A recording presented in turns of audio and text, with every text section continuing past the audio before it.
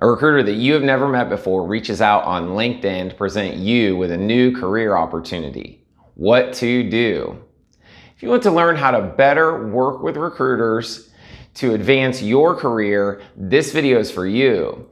This video continues my series on effectively partnering with recruiters, focusing on how to respond to new recruiter outreach presenting an opportunity. The prospect of a new career opportunity can be very thrilling, and a few simple hacks can help ensure that you make great decisions when deciding to partner with new recruiters.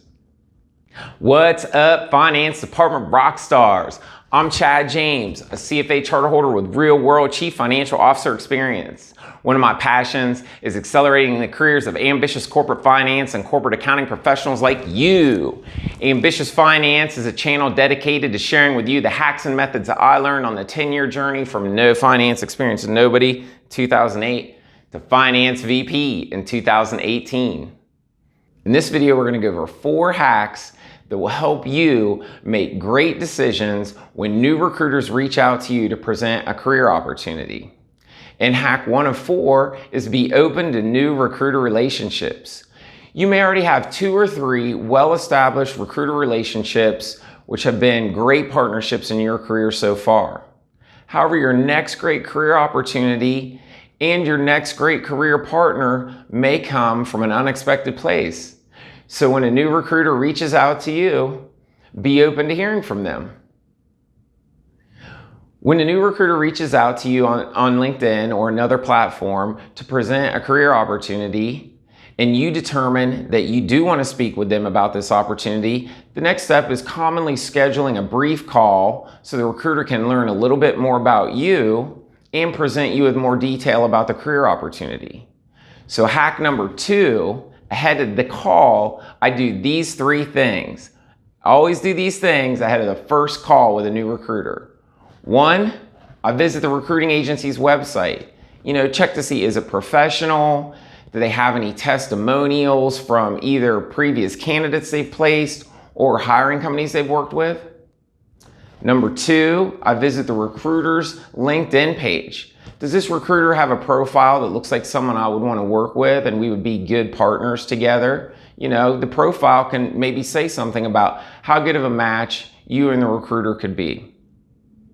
And then number 3, of course, check with your network. Has anyone in your network ever worked with this recruiter or this recruiting agency before?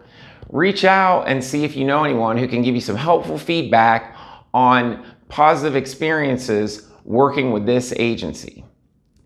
These steps are all about determining should you work with the recruiter and should you work with the agency. And the pre-call diligence helps you get a feel for that before you start speaking with the recruiter. Actually determining if you want to pursue the opportunity itself is a different process. Okay, now we're at that first call with this new recruiter, and you're going to have some questions that need to be answered in order to make decisions, important decisions. So hack number 3, on the first time call with the new recruiter, I always ask these 3 questions. First question, do you have a work order with the hiring company to place this role? Hiring companies commonly will not accept resume submissions from agencies and recruiters who do not have a work order to place the role. So no work order, no go. Question number 2, can you tell me about some of the hiring companies that you have established relationships with and some of your recent placements? I want to get a feel for how active is the recruiter in the market and what are some of their recent success stories. So this is a good way to hear, what the recruiter's recently been doing, and is this the kind of work, are they finding roles and with companies that you want to work for as well? And then question number 3, can I have a position description? Ultimately, to make a decision on whether or not you want to submit a resume, at some point you need to see a position description for the opportunity.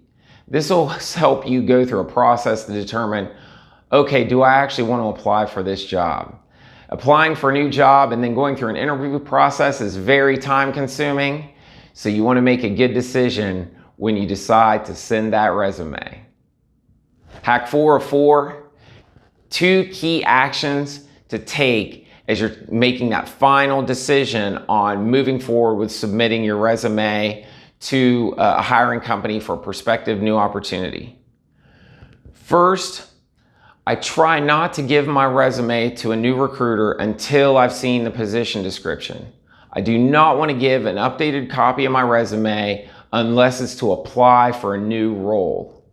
So, see if you can get that. Many recruiters are comfortable giving you a copy of the position description to make a decision about submitting your resume. The recruiter's already seen your LinkedIn profile and they've already spoken with you. So they have a good enough amount of information to determine if you should be submitted.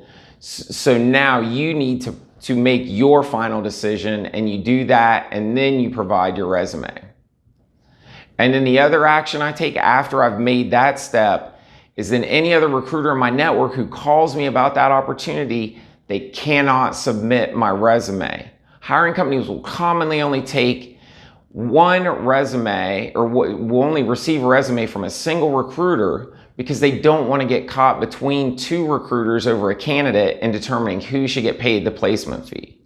I've actually seen companies walk away from candidates who have been submitted by multiple agencies. And I've had to tell recruiting partners that I have that I couldn't allow them to submit my resume because I'd already committed with another agency.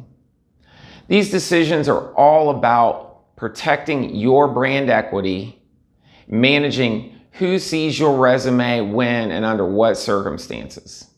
And when you set these standards up front initially with a new recruiter, they have a firm understanding of how you want to protect your brand.